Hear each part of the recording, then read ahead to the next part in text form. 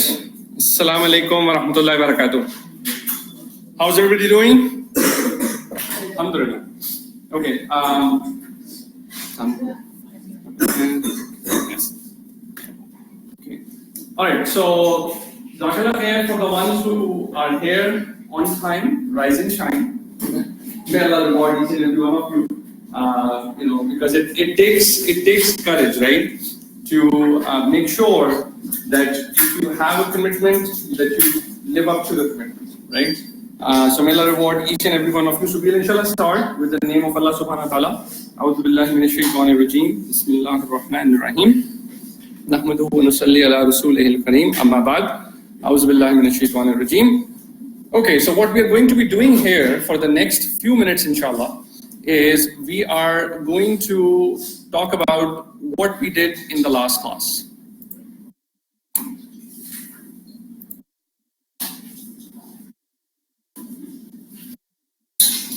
Okay.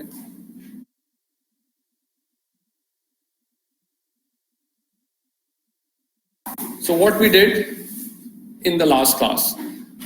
So what we are going to be doing is that let's take a look at what we covered in the last class. So we covered ruku number 1 of juz number 2, right? Does anybody remember, without looking at your books, if you have your books open, without looking at your books, does anybody remember what are and not the hufaz first, right? If anybody who's done hifz, the question is not to you, but what are the 2 starting words of juz number 2? The first 2 words in juz number 2, not the hufaz. I remember that. I know you're not, but I'll come to you. You'll be second and then all the hufaz will be third. But the folks who were here last time, what are the first 2 words? Because we talked about it quite a bit. Sayaqulu sufaha. And does anybody remember what they mean? What do they mean? Exactly. That's absolutely right. So, again, the purpose is what we need to do is make sure, and this is a checkpoint for the people who are here, is that ruku number 1, right? Have you written down all the word meanings that we went through? If you missed something, did you catch up on it, from last time, from the recordings? If not, you should do that. Right? So please make sure, if you've not done it for today, please make sure you do it next time, okay? Because when you come to class, we need to make sure that you have caught up on the things that you missed, right? That's how we're going to benefit, inshallah. Did you write down the 5 lessons, right? We do a ruku check at the end of each ruku, right? So did you write down all those things or not? You wrote my most favorite ayah. There is a place at the end of each ruku which talks about what's your favorite gem.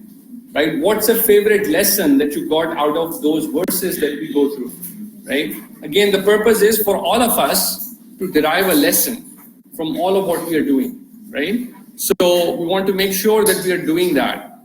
And then there is a homework, right? At the end of each ruku, there are 2 check boxes that you have to check off. Now, checking off doesn't make too much effort. But the thing is, are we checking those off with the sincerity of our heart that we actually did it, right? Not checking it off for the sake of checking it off, but checking it off, making sure that it was actually done, right? So, having said that, let's get to our next portion,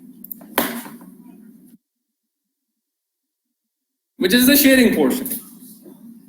So, what I want to do in this portion is something that you want to share. Now again, maybe from the verses that we did last time, could be something else also, right, that you want to share, but something of benefit that is going to benefit others, right, that you want to share. Now I know that there is a lot of energy, right, in the kids, so let's exuberate that energy. It should show, right? So let's see who wants to share, and inshallah be the awwaloon in terms of doing so. Otherwise I can call names, pretty easy. My was Loudly, so everybody can hear you. My favorite joke was distance does not ruin the relationship, doubts do. Okay, that's true. Doubts do. Absolutely. Doubts hurt relationships. If you start doubting that somebody has the best of your interest in their mind, right, it starts hurting your relationship. It could be your relationship with your parents, with your friends, with the people around you. It could be with anybody, right? So doubts do destroy relationships. What next? They have a responsibility to be the relation. Since we are the relation, they have a responsibility to act as a role model for everybody else. For everybody else, who's the everybody else? The rest of mankind. The rest of mankind. What about the people around us? Right? Our families, our neighbors, our friends, our communities, right? Because we cannot show people living in India how best we are, but we can certainly show the people living in the same house that we live in how best we are, right? And it takes courage because all of us falter, all of us take missteps, but the point is we need to correct those missteps quickly, right? What else? Zen. If you want to sincerely love Prophet Muhammad sallallahu alaihi wasallam, you must respect him. You must respect him. That's true. If you respect him, right, the love has to be there too. Respect and love go hand in hand. You cannot respect somebody without having love for them, and you cannot love somebody without having respect for them, right? They go hand in hand together. What else? If you follow your desires, you'll be one of those always.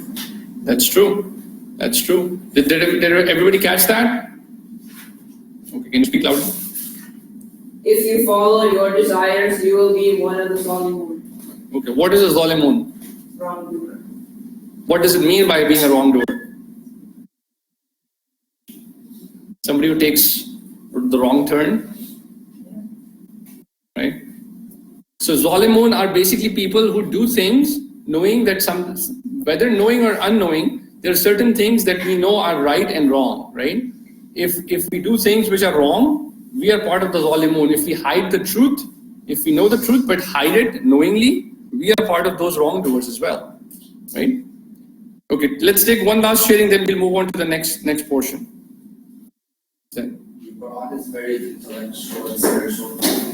Quran is both intellectual. Quran, Islam in general is both intellectual and spiritual, right?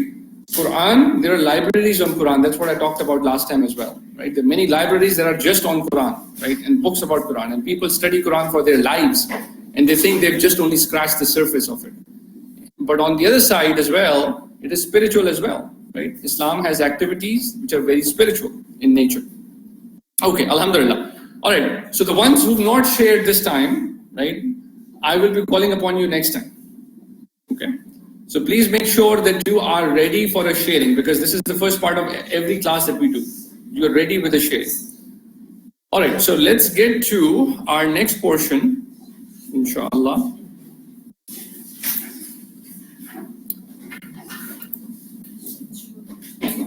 Which is going to be our dua portion. Okay? All right, so what we want to do in this is that